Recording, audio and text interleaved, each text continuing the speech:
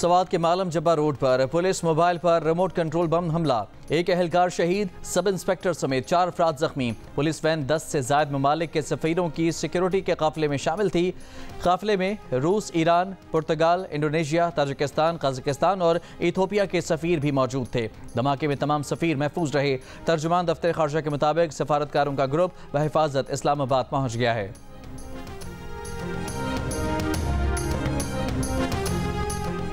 सियासी अफरा तफरी में कौम और मुल्क का बहुत वक्त ज़ाया हो चुका। मजीद वक्त ज़ाया करना मुल्क और कौम के मुफाद में नहीं। वज़ीर आज़म शहबाज शरीफ का 2 टोक बयान। कहा, अभी अवाम से किए गए वादे पूरे करने के लिए मेहनत करने का वक्त है। जलसे 2028 में करेंगे। जलसों के लिए मैदान भरने की कोशिश करने के बजाय अवाम की माशी हालत बेहतर बनाने की ज़रूरत है। माशी चैलेंज और दहशत गर्दी से निपटने के लिए कौम, सियासी जमातों, इदारों और सूबों को मिलकर काम करना होगा।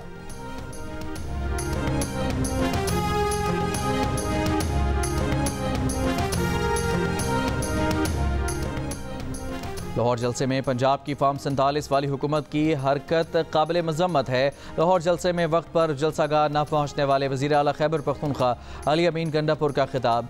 कहा कि उन्होंने ऐसा कोई काम नहीं किया जिस पर माफ़ी मांगे। ना वो पंजाब हुकूमत के गुलाम हैं, ना किसी और के। PTI के साथ ज्यादतियाँ हुई, अब भी हो रही हैं। पर्चे काटने हैं, जो करना है कर लो। अगला जलसा मियाँ वाली और उसके बाद पिंडी में जलसा करने का ऐलान।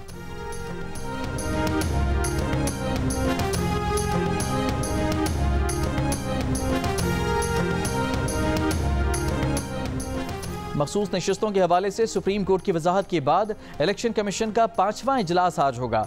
गुज़श्ता इजलासों में इलेक्शन कमीशन को मामले पर हुक्काम की जानिब से ब्रीफिंग के अलावा कानूनी माहिरीन की तरफ से राय भी दी गई। FBR की जानिब से 30 सितंबर तक टैक्स गोशवारे जमा न कराने वालों के खिलाफ कार्रवाई के नोटिस पर सदर पाकिस्तान टैक्स बार एसोसिएशन की तनकीद। कहा, नोटिस में कहा गया है कि गोशवारे जमा न कराने वालों की सिमें, बिजली और गैस के कनेक्शन बंद कर दिए जाएंगे। हुकूमत ताजर दोस्त स्कीम पर अमल दरामद नहीं करा सकी। कार्रवाई हुकूमत के रेट चैलेंज करने वालों के खिलाफ होनी चाहिए, मगर FBR कवानीन की पासदारी करने वालों के खिलाफ कार्रवाई करने जा रहा है। फाइलर्स के 30 सितंबर तक गोशवारे जमा न कराने की कई वजूहात हो सकती हैं। हुकूमत टैक्स देने वालों को सहूलियात दे, उन पर जुर्माने आयद न करे।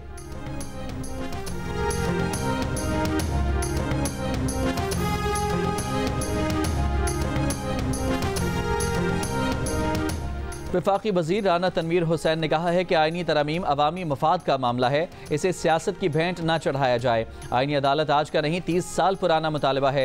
हुकूमत आईनी तरमीम पर एतराज़ दूर करने के लिए तैयार है, मगर बिला जवाज़ मुखालफत की परवाह नहीं। शेखुपुरा में मीडिया से गुफ्तगू करते हुए कहा कि जिस सूबे का वज़ीर आला खुद क्लाशनकोफ उठाकर तशद्दुद को परवान चढ़ाए, वहाँ अमन की तवक्को नहीं। वो वक्त दूर नहीं जब फितना दफन होगा और मुल्क तरक्की करेगा। चीनी एक्सपोर्ट करने की इजाज़त न दी तो बैंकों के कर्ज अदा नहीं कर सकेंगे। पाकिस्तान शुगर मिल्स एसोसिएशन ने स्टेट बैंक के नाम खत लिख दिया। कर्ज की अदायगी के लिए मजीद 3 माह की मोहलत मांग ली। अपने खत में स्टेट बैंक से कहा कि कमर्शियल और इस्लामी बैंकों के कर्जों की अदायगियों की तारीख 31 दिसंबर 2024 तक बढ़ाई जाए। इंडस्ट्री को इजाफी चीनी बरामद करने की इजाज़त पर बकाया जात की अदायगी मुमकिन हो पाएगी।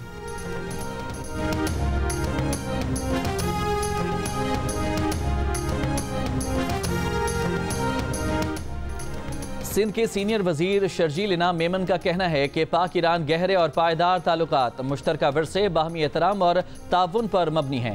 ईरानी कौंसलेट में रबीउल अव्वल के हवाले से तकरीब से खिताब करते हुए उन्होंने कहा कि हमारे नबी पाक सल्लल्लाहु अलैहि वसल्लम ने ताउन का दर्स दिया है। हम मिलजुल कर दरपेश चैलेंजेस का मुकाबला कर सकते हैं। आज के दिन हमें पाक ईरान ताल्लुकात पर बांध चढ़ाने के अज़्म की तजदीद करनी चाहिए। अमीर जमात इस्लामी हाफिज नेमुर रहमान ने कहा है कि इस्राएली वज़ीर आज़म नेतन्याहू के खिलाफ इसराइल में एहतजाज हो रहा है। ये नेतन्याहू की फ्रस्ट्रेशन है, इसके खिलाफ इसराइल में एहतजाज हो रहे हैं। कराची में तकरीब से खिताब करते हुए कहा कि इसराइल में जंग लड़ने की सलाहियत होती तो वो मैदान जंग में सामना करता। हुक्मरान अपनी हुकूमत बचाने के लिए खामोश हैं।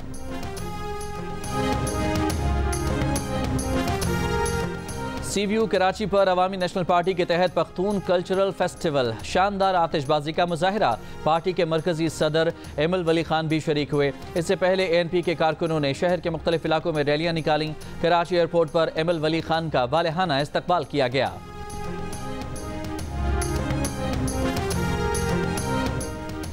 रहनुमा पीटीआई शोएब शाहीन ने कहा है कि सुप्रीम कोर्ट का वजाहती फैसला इलेक्शन कमीशन की बदनीयती की वजह से जारी हुआ। फुल कोर्ट के 8 जजेस ने मखसूस नशिस्तों पर वजाहती फैसला दिया है। एक टीवी इंटरव्यू में उन्होंने कहा कि पिटीशन कब फाइल हुई यह रिकॉर्ड मंगवाने पर पता चलेगा। शोएब शाहीन ने कहा कि अभी जजेस ने तफसीली फैसला लिखा नहीं और पहले ही अक़लियती नुक्ता नज़र सामने आ गया है। इसी प्रोग्राम में बात करते हुए रहनुमा नून लीग बिलाल अजहर कियानी ने कहा कि मखसूस नशिस्तों के केस में गैर मामूली वजाहत पर सवालात जायज़ हैं। जिस फरीक ने कहा कि वो मखसूस सीटें नहीं मांग रहे उन्हें दे दी गई। इलेक्शन कमीशन जब तक नोटिफिकेशन जारी नहीं करता ये स्टेटस को बरकरार है। बेहतर होगा तफसीली फैसले के बाद नजर-ए-सानी अपील में मामलात अदालत में हल हों।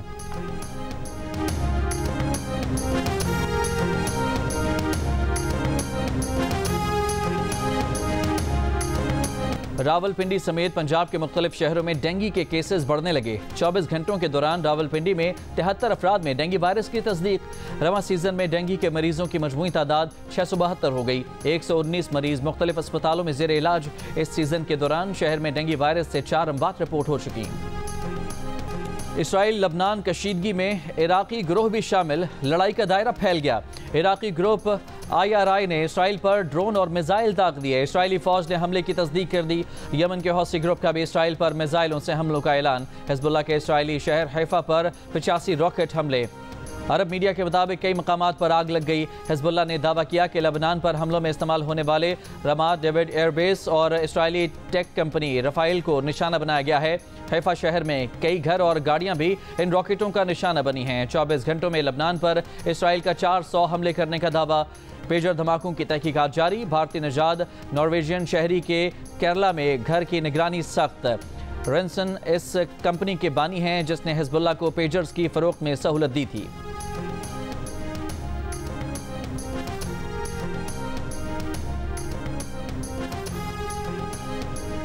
इसराइली फौज का मगरबी किनारे में रामल्ला में कतर के टीवी के ब्यूरो ऑफिस पर धावा। अल जजीरा टीवी के ब्यूरो को 45 रोज के लिए बंद करने का हुक्म। रिपोर्ट्स के मुताबिक कार्रवाई से कुछ देर पहले टीवी को अल-क़स्साम ब्रिगेड की जानिब से वीडियो मौसूल हुई। गजा में इसराइली फौज की बमबारी। कल से अब तक मजीद 40 से ज्यादा फलस्तीनी शहीद। खान यूनिस और देरुल बला में एक बार फिर इंटरनेट सर्विस मुअत्तल। इसराइल में नेतन्याहू हुकूमत के खिलाफ मुजाहिरों का सिलसिला जारी। इसराइली फौज के साबिक सरबरा और साबिक जनरल्स भी एहतजाज में शरीक। इसराइली पुलिस ने साबिक आर्मी चीफ को हिरासत में ले लिया।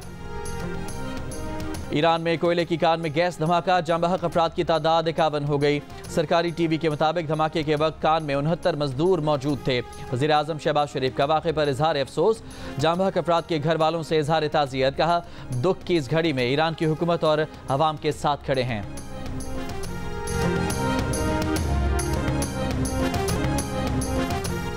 भारत की इंतहा पसंद हिंदू जमात महाराष्ट्र नवनिर्माण सेना के सरबरा राज ठाकरे ने तारीख की कामयाब तरीन Pakistani film legend of Maula Jatt की नुमाइश करने पर भारतीय सिनेमाघरों को धमकी दे दी।